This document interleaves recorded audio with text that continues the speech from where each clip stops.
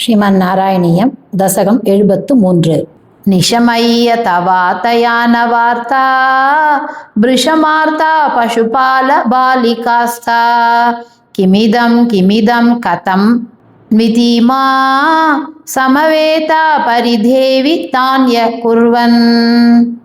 करुणानिधिरेशनन्दसूनुः कथमस्मान् विसृजेद नन्यनाथा पतनः किमु दैवमेवमासीत् इति तास्त्वद्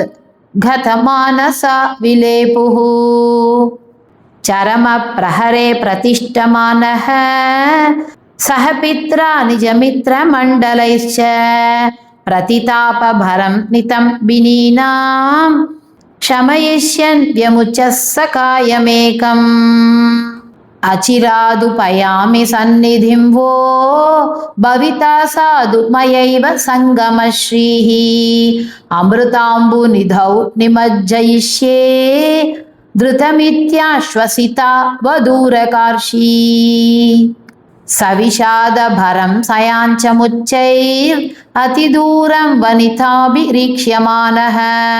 मृतु तद्दिशि पातयन्नपाङ्गान्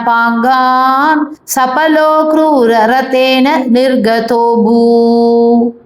अनसा बहुलेन वल्लभानां मनसा चानुगतोत वल्लभानान् वनमार्तमृगं विषन्नवृक्षं समतीतो यमुना तटी मयासी नियमाय निमज्जवारिणी त्वम् अभिवीक्ष्य तरतेऽपि गान्धिनेय विवशो जनि किन्विदं विभोस्ते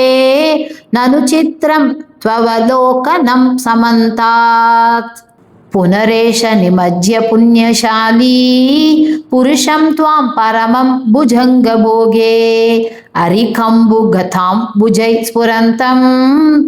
सुरसिद्धौगपरीतमालुलोके सतधा परमात्मसौख्यसिन्धौ विनिमग्नः प्रणुवन् प्रकारभेदै